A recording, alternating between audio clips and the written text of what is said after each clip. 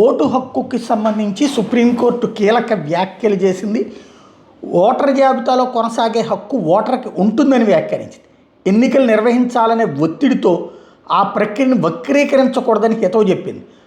అదే సమయంలో ప్రక్రియలో ఓట్లు తొలగించారంటూ దాఖలైన పిటిషన్లు విచారించేందుకు నిరాకరించింది. వారి పిటిషన్లు ఇప్పటికే అప్పీలేట్ ట్రిబ్యునల్ ముందు విచారణకు ఉన్నాయని గుర్తు చేసింది.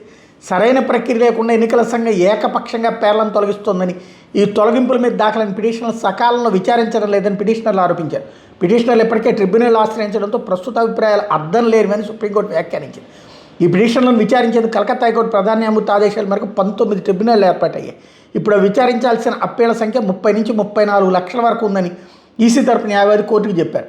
ఈ అప్పీళ్లను నిర్దిష్ట కాలపరిమితిలో పరిష్కరిస్తారా లేక గడువు పొడిగిస్తూనే ఉంటారని పిటిషనర్ల తరపు న్యాయవాది వాదించారు. ఇరుపక్షాల వాదనలు విన్న సుప్రీం స్పందిస్తూ, ఈ దేశంలో ఓటు హక్కు అనేది రాజ్యాంగపరమైనదే కాదు, అదొక భావోద్వేగభరితమైనటువంటి అంశం కూడా. ఇది ప్రజాస్వామ్యంలో భాగం, ఒక ప్రభుత్వాన్ని ఎంచుకోవడంలో కీలకం. అట్లాగే కాలపరిమితి నిర్ణయించి ట్రిబ్యునల్ మీద భారం మోపలేం. అధిక సంఖ్యలో ఓటర్లను తొలగించిన ఆ తొలగింపు వల్ల ఎన్నికలు ప్రభావితమైతే తప్ప ఎన్నికను రద్దు చేయలేం. న్యాయపరమైన జోక్యం అనేది ఎన్నికలు ప్రోత్సహించేలా ఉండాలని వ్యాఖ్యానించింది. బెంగాల్లో వాస్తవంగా ఈ నెల 23, 29 2 విడతల్లో అసెంబ్లీ ఎన్నికలు జరగబోతున్నాయి.